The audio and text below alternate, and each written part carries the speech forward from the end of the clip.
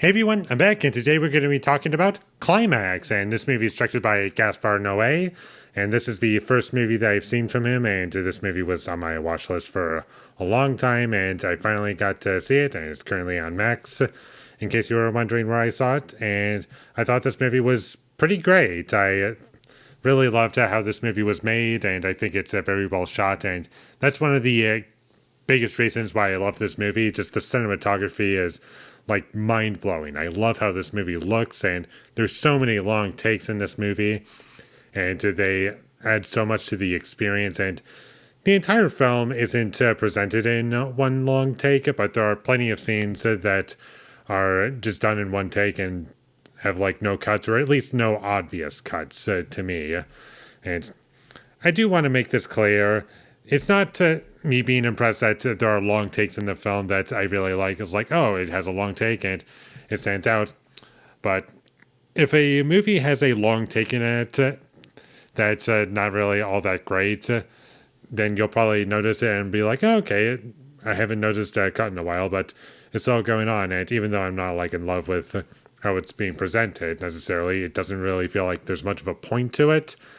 It's still noticeable and I can remember it. And that's best case scenario for a movie that's not all that great for a one take to be in a movie that doesn't really feel like it needs to be there. But in this movie, it's done where everything is pulled off perfectly. And that's what really makes it stand out. And if you don't have things going perfectly in a one take, then it kind of defeats the whole purpose of doing that, because it is kind of just like showing off how perfect everything is executed from the dance choreography. There are plenty of overhead shots in this movie that are really great, and it's just people dancing. It's very well choreographed, but the dancing in this movie reminded me of Suspiria from 2018 and how it was presented in that movie, and it's almost like hypnotizing. Like I just couldn't take my eyes off of it. That's one of my favorite elements about the movie. It's just the dancing, and the pacing's great. And I wasn't really bored throughout the entire film, and I thought the runtime was pretty great. It doesn't go over an hour and 40 minutes. I also really loved the music in the movie. I thought it was very catchy at points, like when these characters are actually dancing. And one of the songs that they are dancing to towards the beginning of the movie is also in the trailer for this movie as well, which I kind of liked.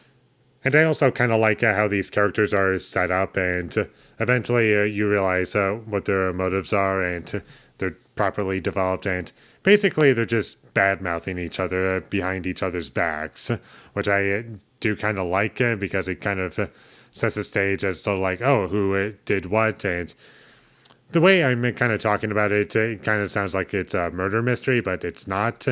It's more or less just a very simple concept. These kids are like all high and they're trying to figure out who did what. And it's a very simple story, and it all takes place over the course of one night for the most part. That's something that I kind of like about it. And the movie isn't really about the plot necessarily. It's more about the experience than anything else. If you enjoy the experience of the movie, then you're going to walk away saying, yeah, that was a good movie. And also, I do want to make this clear. A lot of movies try to show a perspective of like, oh, this is what a character is actually seeing because they're high or drunk or whatever. In this movie, they don't do that. Instead, they just show you how they're moving and how they're acting and behaving around characters and the environment that they're in.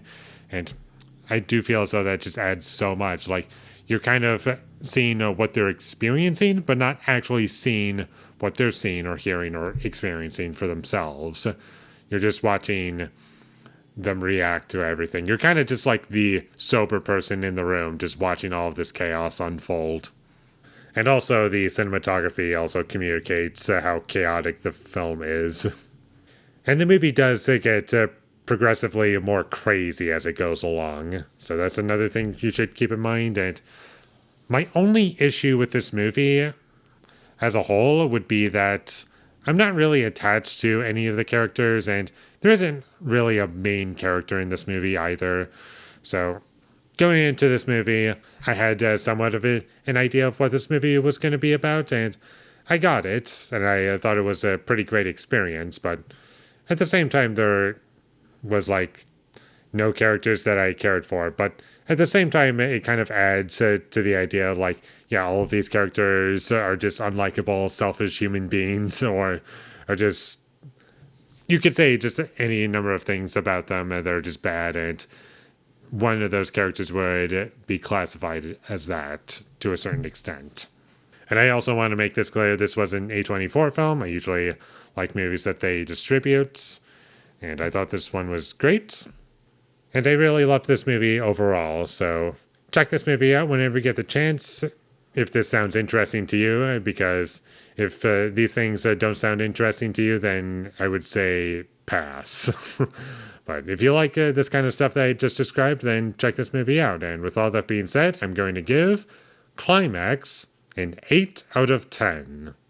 Thank you for watching my videos as always. If you enjoyed this review, be sure to leave a like and comment down below you thought of Climax, and my social media links, they will all be in the description, so follow me there.